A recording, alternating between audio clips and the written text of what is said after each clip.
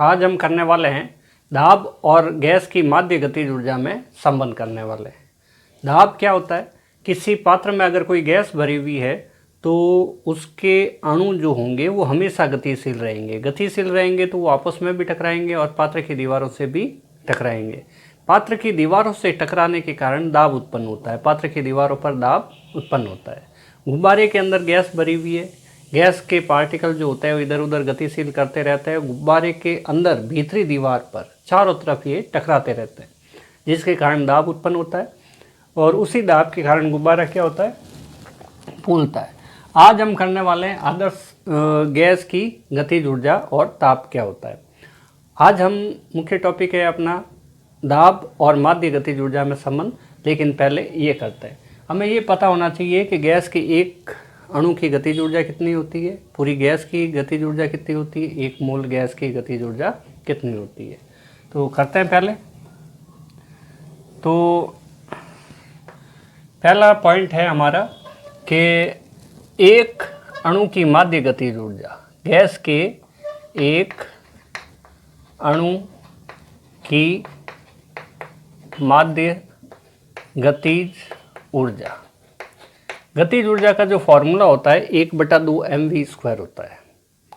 तो अगर एक अणु की बात करें तो वही उसी तरीके से 1/2 m की जगह m, और यहाँ पे जो चाल ली जाती है वो वर्ग माध्य मूल चाल ली जाती है या c² बार काम में लिया, माध्य चाल काम में ली जाएगी। क्योंकि सभी गैस के अणुओं के सभी जो वेग होता है वो समान नहीं होता है, तो हम यहाँ लिखते हैं c² बार। इसको हम कहेंगे वर्ग माध्य चाल, वर्ग माध्य चाल। अगर हम, ये तो हुई एक गैस के एक अणु की माध्य गतिज ऊर्जा। अभी अगर हमें संपूर्ण गैस की लेना है तो हमें ये पता होना चाहिए कि गैस में अणुओं की संख्या टोटल कितनी है। अगर ये मान लें कि अणुओं की संख्या n है तो यहाँ पे हमारे पास संपूर्ण गैस की माध्य गतिज ऊर्जा का फॉर्मूला आ जाएगा। तो लिखते हैं कि गैस के सभी अणुओं की गतिज ऊर्जा या फिर संपूर्ण गैस के अणुओं की गतिज ऊर्जा, गैस के सभी अणुओं की माध्य गतिज ऊर्जा, ये हमारे पास आ जाएगी कितनी? ये आ जाएगी 1/2 mnc² बार।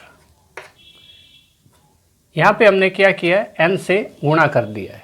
अगर दो अणुओं की बात करें, दो अणुओं की गतिज ऊर्जा कितनी होगी? तो दो से गुणा करना पड़ेगा। तीन अणुओं में 3 से गुणा करना पड़ेगा। अगर अणुओं की संख्या अगर n है तो n से गुणा करना पड़ेगा। अभी अगर ये गतिज ऊर्जा एकांक आयतन में निकाली जाए, एकांक आयतन में अणुओं की गतिज ऊर्जा ज्ञात की जाए, तो उसके लिए लिखते हैं एकांक आयतन में माध्य गतिज ऊर्जा। फॉर्मूला सेम रहेगा और ये बात हम संपूर्ण गैस के लिए कर रहे हैं। 1/2 mnc² बार और यहाँ पे कैपिटल V लिखेंगे। कैपिटल V क्या है? उस पात्र का आयतन है जिस पात्र में ये गैस भरी हुई है। अभी हम काम करते हैं, इसको और लिख सकते हैं 2 M/V c² बार। स्मॉल m एक अणु का द्रव्यमान, छोटा n अणुओं की संख्या। अगर दोनों को गुणा कर दें तो संपूर्ण गैस के द्रव्यमान आ जाएगा। अगर V बराबर 1 ले लिया जाए तो ये एकांक आयतन के लिए ऊर्जा हो जाएगी। इसका मतलब आयतन का भाग दिया। m/V का फॉर्मूला हमें पहले से ही पता है, द्रव्यमान बटा आयतन, वो घनत्व होता है और घनत्व को हम रो से प्रदर्शित करते हैं c² बार। ये हो गया। तो हमारे पास क्या हुआ कि अणुओं की वर्ग माध्य मूल, ये माध्य गतिज ऊर्जा कितनी आ गई? 1/2 रो c² बार। नेक्स्ट हमारा आज का टॉपिक है कि दाब और माध्य गतिज ऊर्जा में संबंध। एक पॉइंट और देखते हैं इसमें, एक मोल गैस की माध्य गतिज ऊर्जा कितनी होगी? एक मोल गैस की माध्य गतिज ऊर्जा, गतिज ऊर्जा ये कितनी होगी? तो फॉर्मूला तो वही है, लेकिन एक मोल गैस के अंदर अणु कितने होते हैं उसके बारे में पता होना चाहिए। एक मोल गैस के अंदर अणुओं की संख्या होती है अवोगाद्रो संख्या के बराबर। लिखेंगे अभी मान कितना होता है, तो यही फॉर्मूला ये जो है संपूर्ण गैस के लिए, तो ये हो जाएगा m इंटू अवोगाद्रो संख्या कैपिटल N। ये साधारण अणु कितने भी हो सकते हैं, ये संख्या अवोगाद्रो संख्या के बराबर है। कई बार इसके नीचे की ओर a लिखा जाता है और c स्क्वायर बार किया, तो हम इसको ऐसे भी लिख सकते हैं कैपिटल M A, इसका मतलब अणुभार हो गया c स्क्वायर बार। m क्या है? एक अणु का द्रव्यमान। कैपिटल N क्या है? अवोगाद्रो संख्या। अगर किसी गैस में अणुओं की संख्या अवोगाद्रो संख्या के बराबर होती है तो उस गैस की मात्रा कितनी होती है? 1 मोल होती है। तो हमने लिखा 1/2 MaC square bar, 1/2 MaC square bar. अभी क्या करें कि आज का टॉपिक करते हैं दाब और माध्य गतिज ऊर्जा, माध्य बहुत ही आसान है, गतिज ऊर्जा में संबंध। दाब को हम P से प्रदर्शित करते हैं और माध्य गतिज ऊर्जा को हम E बार से प्रदर्शित करते हैं। इनमें क्या संबंध होता है, P और E बार में क्या संबंध होता है, ये हमें निकालना पड़ेगा। E बार के लिए हम ये फॉर्मूले निकाल चुके हैं माध्य गतिज ऊर्जा के लिए। तो अगर 1 मोल गैस होती है तो हम ये फार्मूला काम में लेते हैं, हम एक अणु की बात करते हैं तो ये फार्मूला काम में लेंगे, एकांक आयतन की बात करेंगे तो ये फार्मूला काम में लेंगे। एक बात। दूसरी बात कि अणुगति सिद्धांत में दाब का सूत्र हमें पता है, तो लिखते हैं हम यहाँ पे दाब का व्यंजक, दाब का व्यंजक। दाब का व्यंजक है हमारे पास P बराबर 1/3 रो C स्क्वायर बार। यहाँ पे हम C RMS का स्क्वायर भी लिख सकते हैं, C स्क्वायर बार लिखा। घनत्व जो रो है उसका फॉर्मूला हमें पता है, ये होता है P इज इक्वल टू, घनत्व का फॉर्मूला लिख देते हैं M/V C स्क्वायर बार 1/3। यहाँ पे हमने काम में लिया है घनत्व रो इज इक्वल टू M/V, द्रव्यमान बटा आयतन। मात्रा किसका हो जाएगा? द्रव्यमान का kg और आयतन का मीटर क्यूब। घनत्व का मात्रक हो जाएगा kg मीटर क्यूब। अभी हमें क्या काम करना है, दाब और गतिज ऊर्जा में संबंध निकालना है। तो हमें V इधर नहीं चाहिए, V को इधर लेके आ जाए। PV is equal to 1/3 MC square bar. तो ये Mn की जगह हम कैपिटल M लिख सकते हैं। यहाँ लिखा है जैसे Mn के स्थान पे क्या लिखा है, कैपिटल M लिखा है। Mn है संपूर्ण गैस के अणुओं के द्रव्यमान, और गतिज ऊर्जा का फॉर्मूला ये देखें,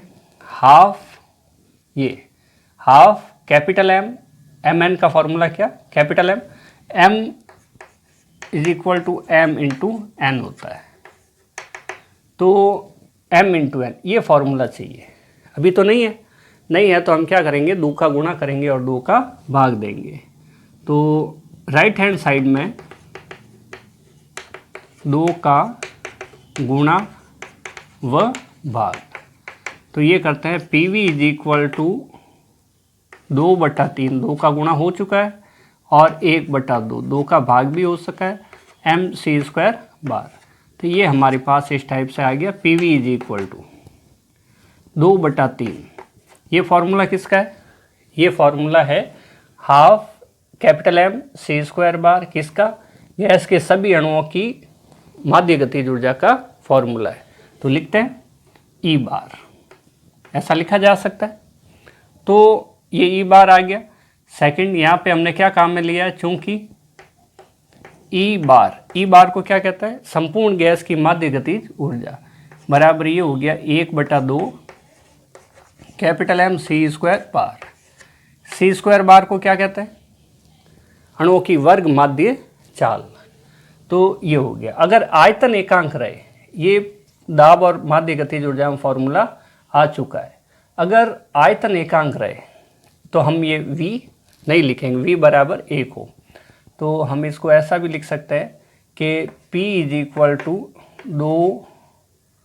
2/3V ई बार। तो हम ऐसा लिख सकते हैं P इज इक्वल टू एकांक आयतन की अवस्था में, एकांक आयतन पर, मतलब V is equal to 1 unit लेना है, 1 मात्रक, मात्रक कोई भी हो सकता है। P इज इक्वल टू 2/3 ई बार। मतलब गतिज ऊर्जा का मान किसके बराबर होगा? ये दाब का मान किसके बराबर होगा? गतिज ऊर्जा का 2/3 गुणा होगा। गतिज ऊर्जा का मान किसके बराबर होगा वो भी निकालेंगे, लेकिन अभी फॉर्मूला 1 नंबर है इक्वेशन। दाब का मान माध्य गतिज ऊर्जा का 2/3 गुणा होता है एकांक आयतन की अवस्था में। V is equal to 1 unit, इकाई, ऐसा हो तो क्या लिखे? अतः एकांक आयतन की अवस्था में, आयतन की अवस्था में क्या होगा? दाब का मान माध्य गतिज ऊर्जा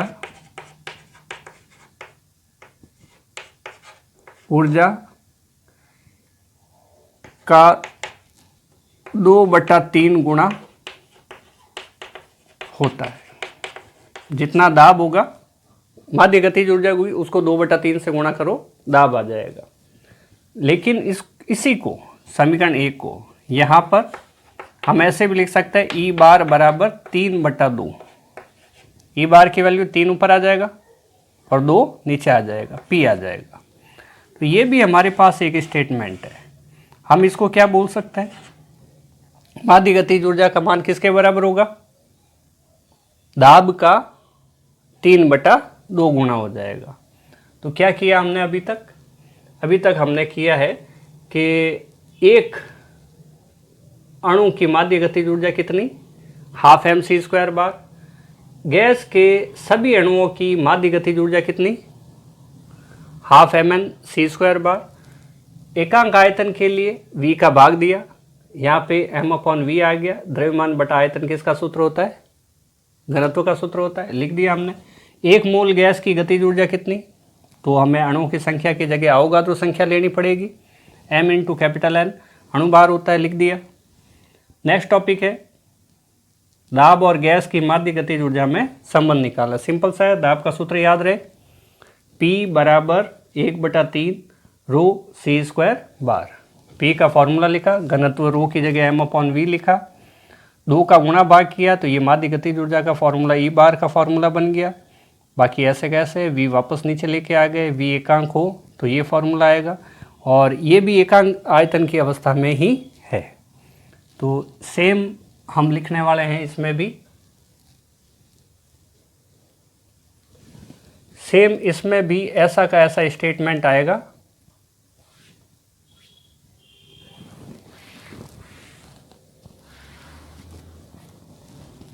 बिल्कुल same to same statement.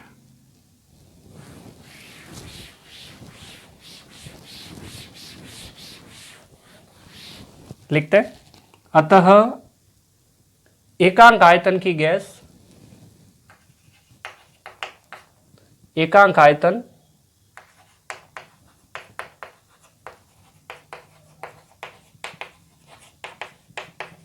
Gas की माध्य गतिज ऊर्जा का मान दाब के 3/2 गुना होता है।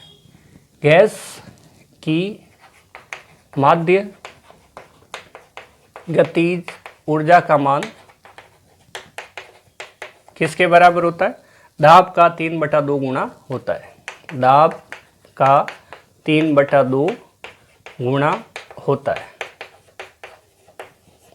ठीक है, नेक्स्ट हम टॉपिक करते हैं औसत ऊर्जा। औसत ऊर्जा क्या होती है? तो इसके लिए डेफिनेशन लिखते हैं पहले कि एक मोल गैस की, एक मोल गैस की माध्य गतिज ऊर्जा, गतिज ऊर्जा को गैस की औसत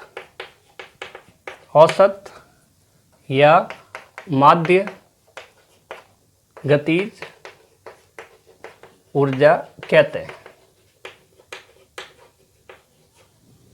यहाँ से अगर फॉर्मूला देखें तो हमारे पास आएगा 3PV बराबर 2E बार, 3PV बराबर 2E बार।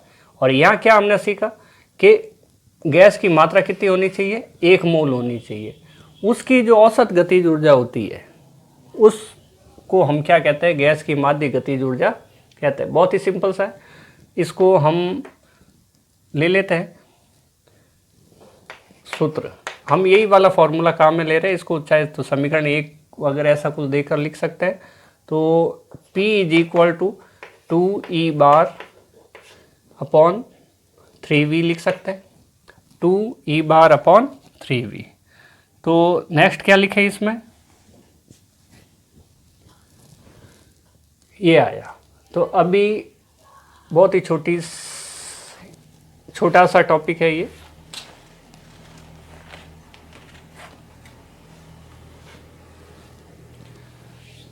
तो हम यहाँ से क्या काम कर सकते हैं? ई बार का फॉर्मूला निकाल सकते हैं। भाई ई बार क्या होगा? यहाँ तो विशेष कंडीशन आ गई थी कि आयतन को हमने क्या लिया था? एकांक लिया था। लेकिन यहाँ पे ऐसी कोई बात नहीं है कि आयतन एकांक लेना कोई आवश्यक नहीं है, तो ये पूरा ले लिया। अभी यहाँ से ई बार का फॉर्मूला निकालें तो ये कर सकते हैं हम 2E बार अपॉन 3V बराबर P कर सकते हैं। तो ई बार का फॉर्मूला क्या रहेगा? 3PV, वज्र गुणा कर दिया 3PV और 2 नीचे, तो ये 3PV और 2 नीचे की साइड। तो ये हमारे पास आ गया। हमें ये भी पता है कि PV बराबर nRT होता है और n की मात्रा कितनी है? 1 मोल है। तो हम ये कर सकते हैं कि PV बराबर RT कर सकते हैं। PV बराबर nRT होता है लेकिन n की मात्रा कितनी है? 1 मोल होने की वजह से 1 है। तो ई बार क्या हो जाएगा हमारे पास? 3/2 RT। ये फॉर्मूला हमें क्या बताता है? ये फॉर्मूला बताता है कि ई समानुपाती T है। ये फॉर्मूला क्या बताता है? ई समानुपाती T है। मतलब किसी गैस की माध्य गतिज ऊर्जा उसके परम ताप के समानुपाती होती है। तो इस ई बार समानुपाती T को हम यहाँ ऊपर लिखते हैं और साथ में इसका स्टेटमेंट भी लिखते हैं।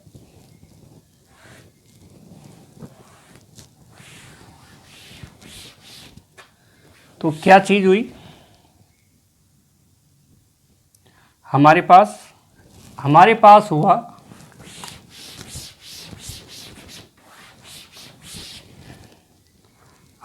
हुआ ई बार का मतलब माध्य गतिज ऊर्जा समानुपाती कैपिटल T। यहाँ फॉर्मूला क्या दिख रहा है हमें?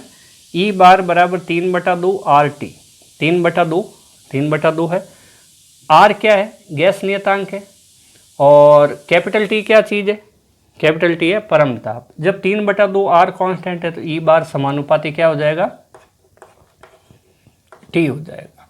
तो एक इम्पॉर्टेंट हमारे पास रिजल्ट आ गया। तो अभी हम इसको लिख रहे हैं इसका। अतः किसी गैस की माध्य गतिज ऊर्जा का मान उसके परम ताप के समानुपाती होता है। अतः किसी गैस की माध्य गतिज ऊर्जा, इसका मतलब ई बार का मान उसके परम ताप यानी कि कैपिटल T के समानुपाती होता है। अब समानुपाती का क्या मतलब? समानुपाती का मतलब है कि अगर ताप बढ़ाओगे किसी गैस का तो उसकी माध्य गतिज ऊर्जा भी बढ़ेगी। सीधा सा सिंपल सा मतलब है कि किसी गैस की अणुओं की माध्य गतिज ऊर्जा का मान उसके परम ताप के ऊपर निर्भर करता है। समानुपाती रूप से ताप बढ़ाओगे तो गतिज ऊर्जा बढ़ेगी, ताप कम हो जाएगा तो माध्य गतिज ऊर्जा का मान भी कम हो जाएगा।